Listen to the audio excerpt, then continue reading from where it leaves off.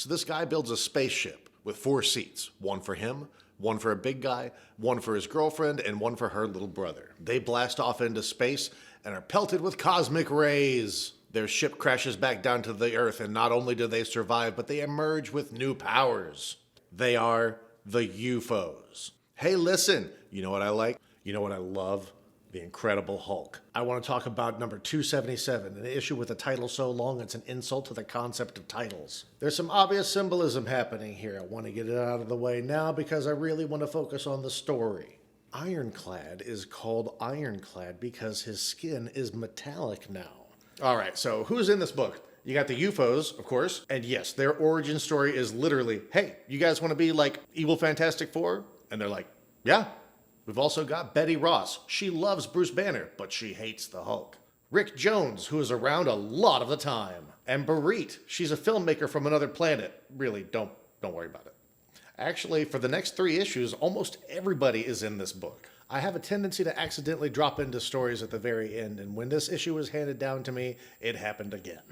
This issue establishes 2 things right away. Number 1, the UFOs have the Hulk. He's hung up on a wall, and I have to say that looks really uncomfortable. They're going to kill him on live TV and rid the world of the Hulk. On the second page, we're taken to the Baxter Building, the home of the Fantastic Four. Johnny Human Torch flies in, and then he says something, and then Mr. Fantastic and Thing and Sue, they say stuff, and Reed and Thing say more things, and Reed and Johnny talk again. There's no way that all of this dialogue could reasonably happen in any less than 30 seconds. That means the second thing we establish is that Johnny Human Torch will fly into a room and just hover behind everybody with his arms up like this for 30 seconds.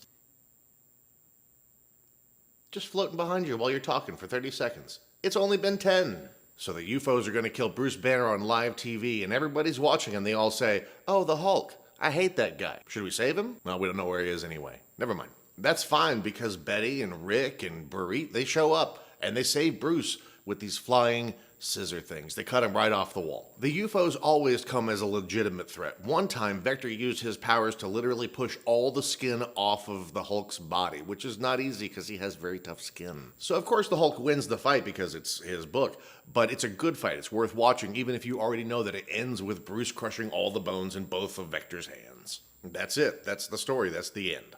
I don't remember how I got this comic book. It just ended up in my lap somehow.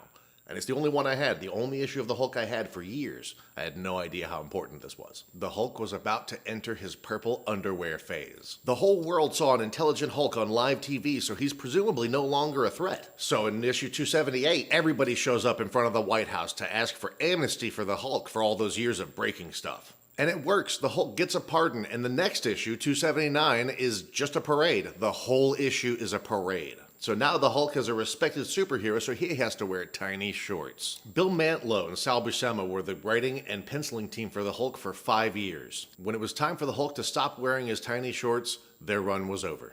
But it was during this time that Mantlo introduced Brian Banner, and without Brian Banner, you don't get Peter David's run, and you certainly don't get Al Ewing's Immortal Hulk. You know how important Immortal Hulk is, right? These guys were weird and they made a lot of comics, so go read some Mantlo Buscema Hulk and I'll meet you back here.